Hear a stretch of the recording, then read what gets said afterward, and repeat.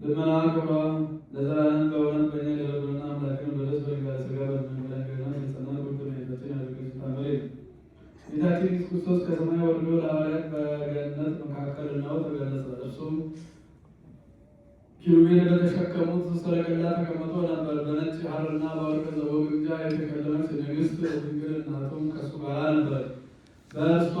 በራሷም ላይ የወርቅ ዘውድ ነበር። በዘውዱም ላይ የዕንቁ ፈርጥ ያለበት አክሊል ነበር።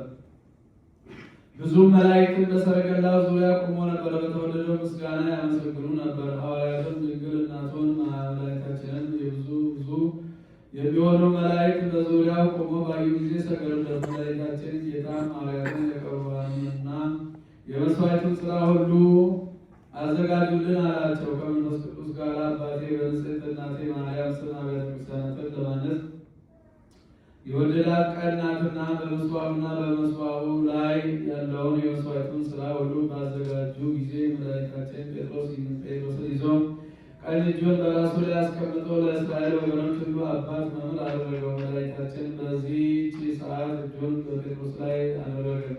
ቃላትን በሰማያት ሦስት ጊዜ ይገባል አርሳይ፣ አርያውስ፣ አርሳይ፣ እስጢፋኖስ እያሉ ነው አሰምተው ተናገሩ። ይኸውም እንደ መልከጼዴቅ ሹመት የተሾመ አለቃ ማለት ነው። እንዲሁም ቀሳውስትና ጳጳሳትን፣ ዲያቆናትን የቤተክርስቲያንን ሥርዓት ሁሉ ሾመ። ይህ ሁሉ ሥርዓት ከተፈጸመ በኋላ ወደ ሰማይ አደረገ። የወንጌል ልጆች ወዳጆቼ ሆይ መድኃኒታችን ቤቷን በማክበር በወረደ የመሰከረለትን የእናቱን ፍቅር እወቁ። ልመና ክብሯ በእኛ ለዘላለም በእውነት ይደርብን። እመቤታችን ከቅድስት ድንግል ማርያም ረድኤቷን በረከቷን ያሳድርብን። በሰላም ያሳድረን አምላክ በሰላም ያውለን። ቸርነቱ ምሕረቱ ይቅርታውን ይላክልን። ጾማችንን ጾመ ድኅነት ጾመ በረከት ያድርግልን። ለብርሃነ ትንሣኤው በሰላም ያድርሰን። የታመሙትን፣ የተጨነቁትን፣ የተቸገሩትን አምላካችን ይርዳልን።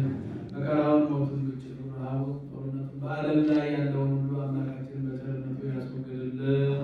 ነፍስ ይማርልን። ነፍሰ ገብሩ ወልደ አማኑኤል ወደ ንስሐ አመቱ አጸደ ማርያም አገር መንግሥተ ሰማያትን ያወርስልን። አቡነ